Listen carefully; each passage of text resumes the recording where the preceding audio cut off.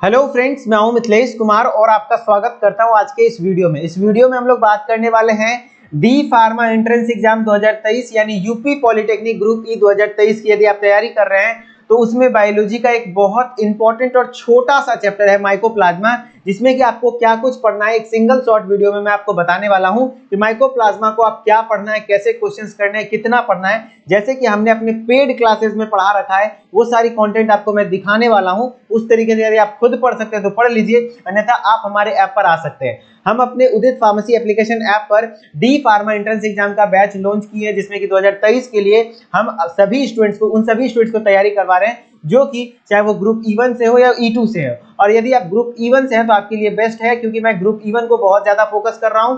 वहां पे आपको बायो और मैथ का कंप्लीट वीडियो लेक्चर्स प्रोवाइड किया जा रहा है, पूरा सिलेबस का। साथ ही साथ लाइव आकर मैं टेस्ट भी ले रहा हूं, ठीक है। और आपको जो फिजिक्स, केमिस्ट्री, मैथ, बायोलॉजी और सारे सब्जेक्ट्स के ई-बुक, पीडीएफ नोट्स अवेलेबल हैं। Topic wise MCQ test available है, जैसे कि आपके एग्जाम में ऑनलाइन एग्जाम होगा वैसा। प्लस एग्जाम टाइम पे हम लोग model paper practice, previous paper practice भी करवाने वाले हैं, ठीक है। और आपको बता दें कि यदि आपको सिलेक्शन चाहिए यूपी पॉलिटेक्निक ग्रुप ई में तो एनी हाउ आपको बायोलॉजी स्ट्रॉन्ग करना होगा। आपके एग्जाम में बायोलॉजी 50 क्वेश्चन आता है तो आपको 40 क्वेश्चन मिनिमम सही करना होगा। और ये ऐसे सही नहीं होगा, इसके लिए आपको एक चाहिए अच्छा सा टीचर या मेंटोर जो कि आपको सही से गाइड कर सके, जो कि मैं ऐप पर इस कोर्स के अंतर्गत पूरे तरीके से अच्छे से समझा रहा हूं, बता रहा हूं, ठीक है। 2-3 घंटे अगर रोज पढ़ने का क्षमता रखते हैं तो आप इस कोर्स को ज्वाइन कर सकते हैं। इस कोर्स का ज्वाइनिंग फी बहुत कम है, 499 रुपये में आपको आराम से पढ़ने का मौका मिल जाएगा। पढ़ते रहिए जब तक एग्जाम नहीं हो जाता है, ठीक है। चलिए, और साथ ही साथ हम लोग बात करें तो आपका कोई भी इंक्वायरी हो इस कोर्स को लेकर के तो आप इस नंबर पे हमारे साथ कांटेक्ट कर सकते हैं, सुबह 8 बजे लेकर के शाम के 6 बजे तक। और इस कोर्स को कैसे ज्वाइन करेंगे वो मैं वीडियो के लास्ट में बताऊंगा। पहले चलिए हम लोग स्टार्ट करते हैं अपने माइकोप्लाज्मा के टॉपिक को। सबसे पहले हमारे लेकर के देखिए कि माइकोप्लाज्मा क्या है, ठीक है। माइकोप्लाज्मा एक प्रकार का बैक्टीरिया ही है और कुछ नहीं है। कैसे आया? तो बैक्टीरिया किंगडम मोनेरा के अंतर्गत आता है। आपको मैं समझाता हूँ। सबसे पहले जो जितने भी सजीव हैं, जितने भी लिविंग ऑर्गेनिम्स हैं, उस सभी को 5 किंगडम में बांटे थे किसने? आर.एच. विटेकर ने। देखिए पहले से मार्क किया हुआ है, यानी ये पहले से क्लास लिया हुआ है, ठीक है। ये सेम कंटेंट मैं आपको दिखा रहा हूं जो कि पेड क्लासेस का कंटेंट है, वही चीजें दिखा रहा हूं। तो आर.एच. विटेकर ने पूरे समस्त सजीव को 5 किंगडम में बांटा। और वो पांचों किंगडम कौन कौन सा था? किंगडम मोनेरा, प्रोटिस्टा, क्या क्या था? Monera, protista, fungi, प्लांटाई, animalia. और किंगडम मोनेरा में किस कौन कौन थे? किंगडम मोनेरा में किसको रखा गया? जो कि यूनिसेलुलर और प्रोकैरियोट्स थे। यूनिसेलुलर मैंने एक कोशिकीय और प्रोकैरियोट्स मतलब उसमें न्यूक्लियस नहीं था, ठीक है।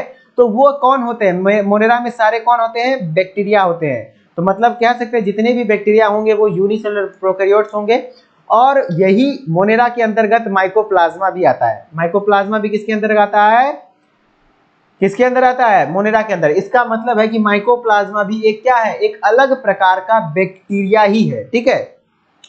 तो अब वही देखिए, जैसे किंगडम मोनेरा है, पूरा जगत मोनेरा, तो इसको 2 डिवीजन में बांटा गया। एक है यू बैक्टीरिया और एक है आर्की बैक्टीरिया। अब यू बैक्टीरिया में 3 तरीके के चीज आते हैं। एक होते हैं जो कि ट्रू बैक्टीरिया, जो कि वास्तविक जीवाणु है। दूसरा हो गया साइनो बैक्टीरिया, नीले हरा सवाल, जो कि ब्लू ग्रीन एल्गी, जो कि फोटोसिंथेटिक होता है। प्लस जो माइकोप्लाज्मा, देखिए यहाँ माइकोप्लाज्मा आ गया ना, तो माइकोप्लाज्मा भी एक प्रकार का यू बैक्टीरिया है, ठीक है। और आर्की बैक्टीरिया हम लोग अलग से पढ़े हैं, ठीक है। तो अब हम लोग का बात यही माइकोप्लाज्मा यहाँ पाया जिसके बारे में पढ़ना है। तो मोनेरा को किंगडम ऑफ बैक्टीरिया भी कहते हैं। अब ये मोनेरा के बारे में हम लोग पढ़ेंगे। अब मोनेरा सबसे सूक्ष्म जीव है, याद रखिएगा। सबसे सूक्ष्म बैक्टीरिया होता है। और सबसे छोटा बैक्टीरिया भी कौन है? तो वो है माइकोप्लाज्मा। कौन है? माइकोप्लाज्मा। और माइकोप्लाज्मा का एक और नाम क्या है? पीपीएलओ। क्या है? पीपीएलओ, जिसको हम लोग क्या कहते हैं? Pleuropneumonia like organisms. और इसका खोज किसने किया था? नोकार्ड एवं ई रॉक्स नाम के साइंटिस्ट ने 1898 में, ठीक है। प्लूरोनिमोनिया से पीड़ित पशु में ये देखा गया, ठीक है। इसलिए कहा गया इसको pleuropneumonia like organisms, okay. PPLO इसका एक और नाम है। फिर माइकोप्लाज्मा क्या है? इसका कैरेक्टरिस्टिक फीचर्स क्या है? तो आपको इसका कैरेक्टरिस्टिक फीचर देखना है। ये क्या होता है? एक कोशिकीय होता है, क्योंकि किंगडम मोनेरा में यूनिसेलुलर होता है सब कोई।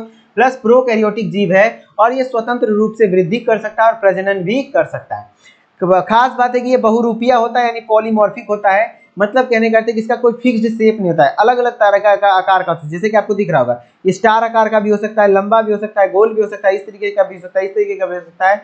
तो किसी भी आकार का हो सकता है। पॉलीमॉर्फिक होता है, यानी कि पॉलीमॉर्फिक कहने का मतलब बहुरूपी होता है, इसलिए इसको kingdom joker of the plant kingdom, पूरे प्लांट किंगडम का जोकर कहा जाता है। ठीक है, अब इसका हम लोग का ये डायग्राम है कि इस प्रकार से इसमें क्या क्या पाया जाता है। डीएनए पाया जाता है, सोल्यूबल प्रोटीन पाया जाता है, आरएनए, राइबोसोम पाया जाता है, लगभग सारी चीजें इसमें आपको देखने को मिलती हैं।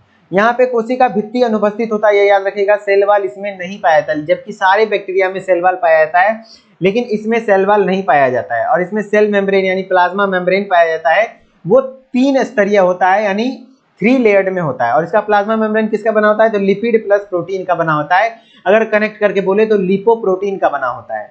इन्हें वृद्धि के लिए स्टीरॉल की आवश्यकता होती है, मतलब ये तभी वृद्धि कर पाएगा।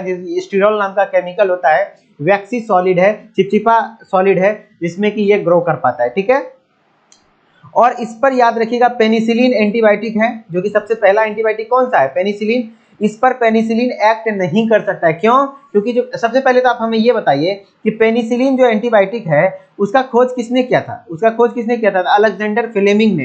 किसके द्वारा? पेनिसिलियम नोटेटम नाम के कवक से किया था पेनिसिलिन एंटीबायोटिक का। ठीक है, और पेनिसिलिन एंटीबायोटिक सबसे पहला एंटीबायोटिक है, और पेनिसिलिन एंटीबायोटिक है, मतलब कि किसी भी प्रकार के जीव को नष्ट कर सकता है। तो आप ये देख लीजिए कि बैक्टीरिया को भी नष्ट कर देगा। तो मेनली एंटीबायोटिक इसलिए यूज होता है ताकि बैक्टीरिया को मार दे सके। तो लगभग पेनिसिलिन हर बैक्टीरिया को मार देता है, तो लेकिन माइकोप्लाज्मा को डिस्ट्रॉय नहीं कर पाता है, माइकोप्लाज्मा को डिस्ट्रॉय नहीं कर पाता। क्यों? क्योंकि देखिए पेनिसिलिन जो एक्ट करता है वो किस पर एक्ट करता है, सेल वॉल पर। बैक्टीरिया का जो सेल है, सेल वॉल है, उसी को डिस्ट्रॉय कर देता है, बस बैक्टीरिया मर जाता है। लेकिन माइकोप्लाज्मा में तो सेल वॉल होता ही नहीं है, तो माइकोप्लाज्मा को क्या करेगा? ठीक है, तो माइकोप्लाज्मा का किसी भी एक्टिविटी पर कोई फर्क नहीं पड़ता है पेनिसिलिन के द्वारा।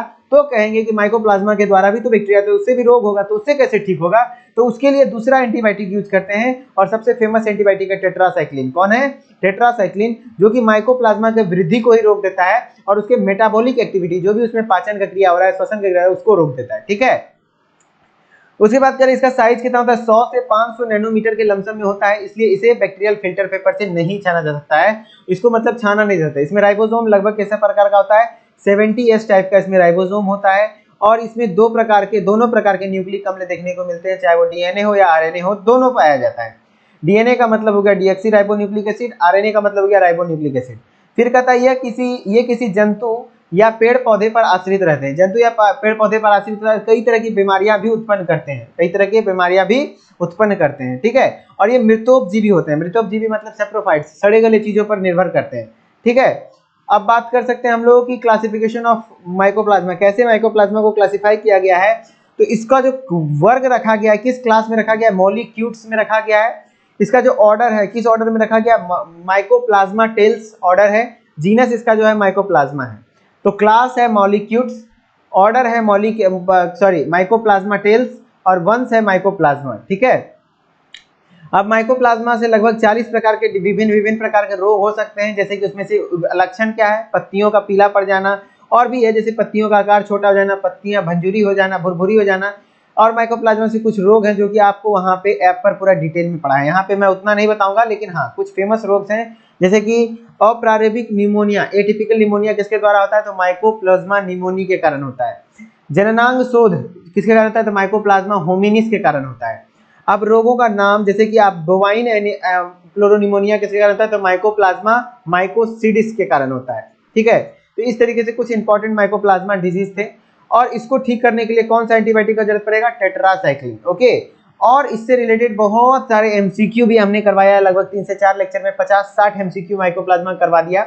इससे बाहर आपके एग्जाम में माइकोप्लाज्मा आएगा नहीं, इतना आपको ऐसे ऐसे पढ़ना है। ठीक है, फिर हमारा एक लेक्चर खत्म हो गया, और इतने में ही हमने माइकोप्लाज्मा को पढ़ाया है अपने ऐप पर। इसी तरीके से पूरा सिलेबस कवर करना चाहते हैं बायोलॉजी और मैथ का, तो आप हमारे साथ D pharma entrance exam batch के द्वारा कनेक्ट हो सकते हैं। मात्र 499 रुपये में आपको ये कोर्स मिल जाएगा, और ऐसा नहीं है कि बहुत ज़्यादा प्राइस है, और कभी भी पैसा आपका वेस्ट नहीं होगा। आराम से यहाँ पे आप तैयारी कर सकते हैं यदि आप पढ़ने का मन है तो। ठीक है, चलिए अगर कोर्स को ज्वाइन करना चाहते हैं तो मैं आपको तरीका बता देता हूँ। सबसे पहले उदित फार्मेसी आप सर्च करेंगे, उदित फार्मेसी प्ले स्टोर पे जाइए, सर्च कीजिए, देन आप इसको इंस्टॉल कर लीजिए। इंस्टॉल करने के बाद नाम, mobile number, mail, email ID और सब चीजें डालकर लॉगिन कर लेंगे। लॉगिन करने के बाद स्टोर वाले सेक्शन में आएंगे और आपको कोर्स दिख जाएगा डी फार्मा एंट्रेंस बाय उदित फार्मेसी, जो कि 499 रुपये में फिलहाल अभी आपको मिल रहा है। आप इस कोर्स को ज्वाइन करके अगले 1.5 महीने में आप अपनी तैयारी को बूस्ट कर सकते हैं और आप गवर्नमेंट कॉलेज का सपना पूरा कर सकते हैं। ठीक है, चलिए, और कोई एडिशनल इन्फॉर्मेशन चाहिए तो आप इस नंबर पे कांटेक्ट करके आप हमारे से संपर्क कर सकते हैं। ओके, मिलते हैं नेक्स्ट वीडियो में, तब तक के लिए धन्यवाद। Okay, bye bye.